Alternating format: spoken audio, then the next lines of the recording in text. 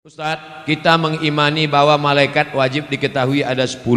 Sementara malaikat Jibril tugasnya menyampaikan wahyu kepada Nabi. Sedangkan baginda Rasulullah sudah wafat. Jadi sekarang apalah kerja Jibril itu Pak Ustaz?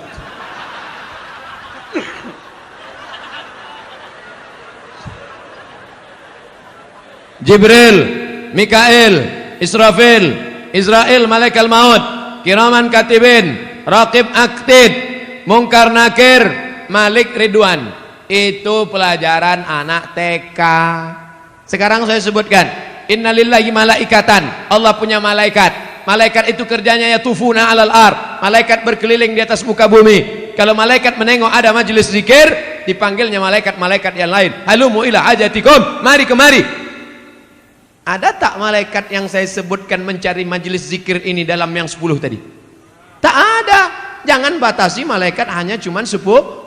Yang 10 itu untuk memudahkan anak TK belajar, anak sekolah. Malaikat tak berbatas. Contoh kedua, inna ahadakum yujma'u khalquhu fi batni ummihi 40 yawman nutfah. Kamu diciptakan dalam perut ibumu 40 hari dalam bentuk air, sperma, 40 hari dalam bentuk darah, 40 hari dalam bentuk daging. Tsumma yursalul malaku. Kemudian datang malaikat membawa rohmu dari alam arwah masuk ke dalam alam rahim.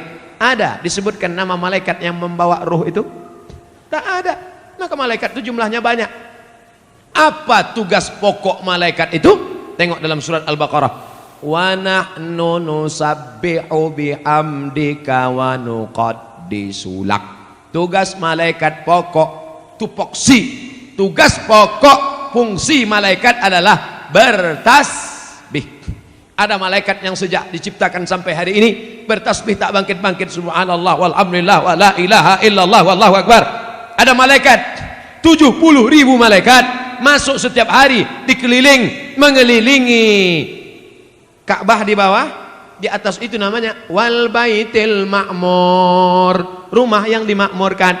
Jibril malaikat berkeliling bertasbih, subhanallah walhamdulillah wa la ilaha illallah wallahu akbar, subhanallah. Malaikat berkeliling di atas.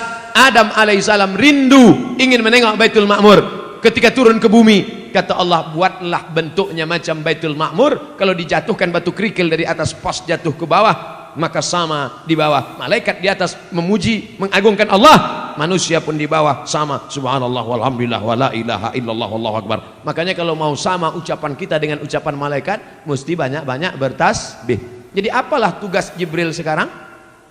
Balik ke tugas pokok, mengagungkan, mensucikan, bertasbih, memuliakan Allah. Subhanallah walhamdulillah wa la ilaha illallah wallahu akbar wa la haula wa la quwwata illa billahil aliyyil azim. Bapak Ibu sambil jaga toko pagi, belum ada orang lewat, belum ada orang jualan, belum ada orang membeli, buka tasbih subhanallah walhamdulillah wala ilaha. Tapi kalau ada orang nawar dijawab, yang pula tak dijawab, Pak ini berapa harga pokoknya? Subhanallah walhamdulillah wala ilaha illallah. Banyak-banyak bertasbih di toko menghilangkan santet, sihir dan guna-guna. Boleh jadi ada orang benci tak suka. Bagaimana supaya toko kita itu supaya tak laku? Orang lewat macam lewat di kuburan. Kata dukun, ambil air orang mati, nanti siramkan. Akhirnya orang lewat di toko kita, yang ditengoknya bukan pakaian, malah dibacanya doa ziarah kubur. Assalamualaikum ya ahlal kubur. Bagaimana caranya supaya toko ini mati? Kau ambillah tulang pukang. Sebagaimana pukang itu malu menengok orang, begitu pula lah yang punya toko itu malu menengok pembeli, akhirnya tutup mata saja.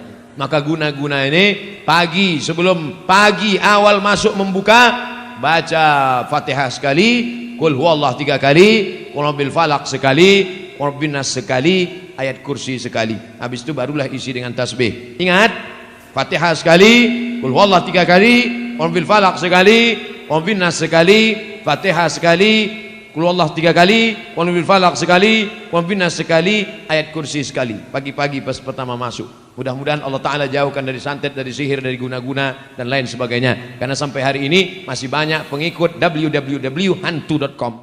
Orang tua saya sebelum meninggal ingin berkurban, telah dibayar uangnya pada panitia, tapi sebelum Idul Adha beliau meninggal.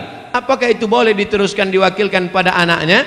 Maka kalau orang tua ada berpesan, nanti kalau aku meninggal atau dia masih hidup dia berpesan, maka tetap dilanjutkan walaupun sudah meninggal dunia. Orang tua hidup berpesan, sebelum sampai hari raya kurban meninggal, teruskan. Orang tua masih hidup berpesan, kalau aku mati nanti buatkan kurban, teruskan. Dagingnya tidak boleh dimakan ahli waris karena wasiatnya untuk umat Islam. Ahli waris tak dapat, karena dulu kata dia ini wasiatnya untuk orang lain. Tapi menurut mazhab Hambali, Imam Ahmad bin Hanbal, ahli waris boleh memakannya karena ahli waris juga bagian dari umat Islam. Jadi kalau ada bapak ibu yang kemarin orang tuanya meninggal dunia, lalu diwasiatkan potong kambing, lalu kemudian dia ikut mendapatkan daging kuponnya, jangan merasa bersalah. Kalau ada ustadz mengatakan tak boleh ahli waris memakannya, berarti bukan dari mazhab Hambali, mazhab yang lain. Kita mengamalkan selama tidak keluar dari Hanafi, Maliki, Syafi'i, Hambali, selama ahlu sunnah wal jamaah, maka tetap kita boleh amalkan. Jelas?